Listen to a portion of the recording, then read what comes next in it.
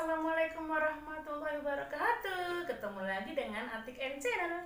Pada kali ini kita akan belajar tentang nama dan fungsi bagian pada telinga yang ada hubungannya dengan bunyi kemarin. Disimak ya.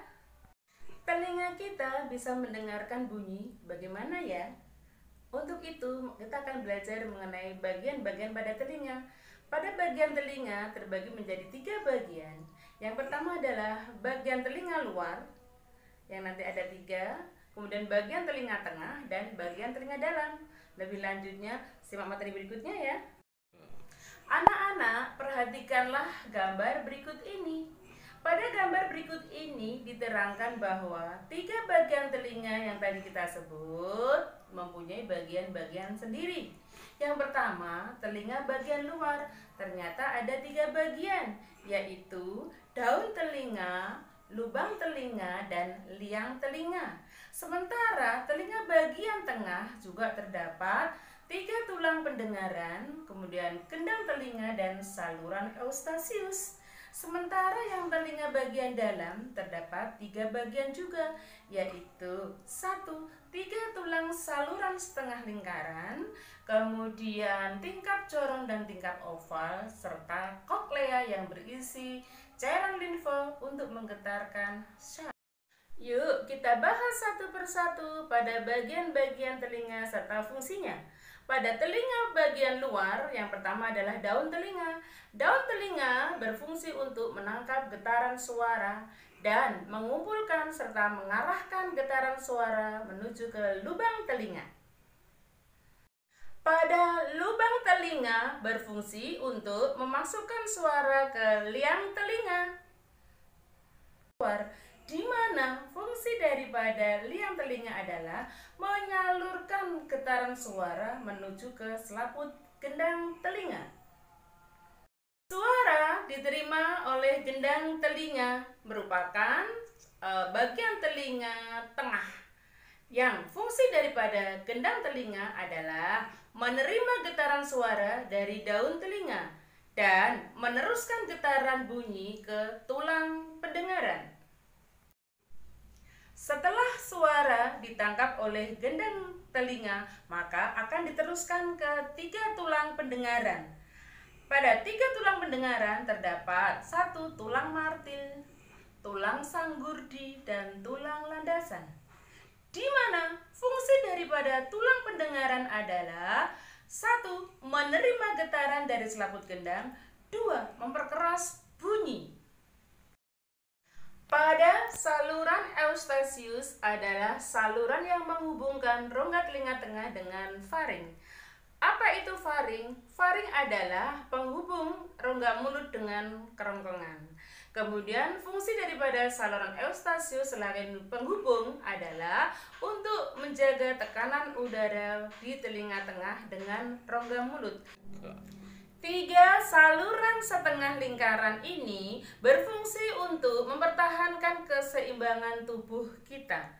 Pada bagian ujung daripada 3 saluran setengah lingkaran yang menempel pada bagian tingkap corong dan tingkap oval terdapat ampula. Perhatikan gambar berikut. Gambar ini adalah tingkap corong dan tingkap oval, di mana tingkap corong dan tingkap oval berfungsi untuk menghubungkan antara 3 tulang pendengaran dengan koklea.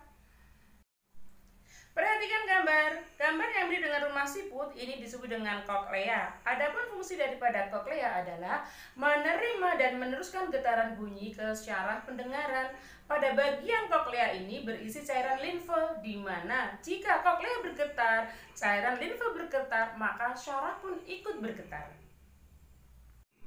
Bagian akhir dari telinga dalam yaitu syaraf pendengaran, di mana syaraf pendengaran berfungsi untuk meneruskan getaran bunyi ke otak.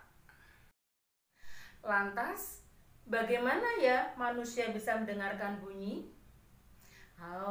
Lihat, perhatikan pada gambar berikut.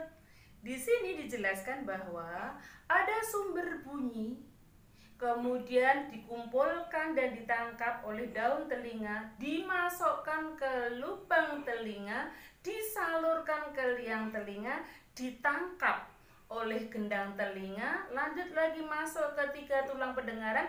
Di 3 tulang pendengaran ini dikeraskan bunyi tersebut. Karena dikeraskan bunyi tersebut, maka akan menggetarkan koklea atau rumah siput. Rumah siput bergetar, maka isinya adalah cairan limfa juga ikut bergetar. Limfa akan menggetarkan syaraf pendengaran. Sehingga syaraf pendengaran ini akan melaporkan rangsangan ke otak, dan otak akan menerima laporan getaran yang disampaikan oleh syaraf tersebut. Nah, akhirnya kita bisa mendengar sebuah bunyi.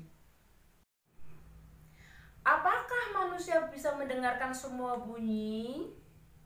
Oh, ternyata tidak. Karena manusia hanya bisa mendengarkan bunyi frekuensi 20-20 ribu getaran per detik yang disebut dengan bunyi audiosonik. Sementara anjing dan jangkrik mendengarkan bunyi yang frekuensinya di bawah dari yang bisa didengar manusia, yaitu di bawah 20 getaran per detik. Dan suara inilah yang disebut dengan suara infrasonik. Sementara pada kelelawar dan lumba-lumba dapat mendengarkan bunyi di atas dari pendengaran manusia, yaitu di atas 20 ribu getaran per detik yang disebut dengan bunyi ultrasonik. Nah, setelah tadi kita bahas mengenai nama dan fungsi bagian pada telinga, ternyata sangat penting semuanya untuk membantu pendengaran kita. Untuk itu, kita anak-anak semuanya punya tugas untuk menjaga kesehatan telinga. Bagaimana caranya? 1.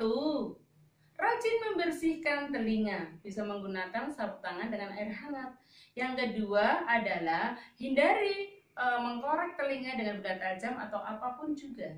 Yang ketiga adalah menjaga bagian telinga dalam untuk tetap kering, jangan sampai basah ataupun lembab karena mudah sekali ditumbuhi oleh jamur.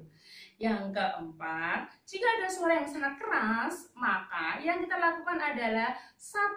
Bisa menutup telinga dan berbarengan dengan menutup mulut kita. Seperti itu. Atau yang kedua, membuka telinga dan membuka mulut kita. Karena apa? Saluran Eustachius akan menjaga tekanan udara sehingga suara yang keras tadi tidak merusakkan gendang telinga kita. Kemudian yang kelima adalah jika ada gangguan pada telinga kita, jangan lupa dan jangan takut untuk periksa ke dokter. Nah, anak-anak, bagaimana yang sudah kita paparkan tadi mengenai nama dan fungsi bagian telinga? Semoga kalian paham ya. Dan ingat, kita harus selalu semangat belajar dimanapun kita berada. Semoga kalian semakin semangat belajar. Pesan Bu Hati, tetap semangat walau belajar di rumah. Jangan lupa subscribe ya. Sampai ketemu dengan Atik M Channel. Assalamualaikum.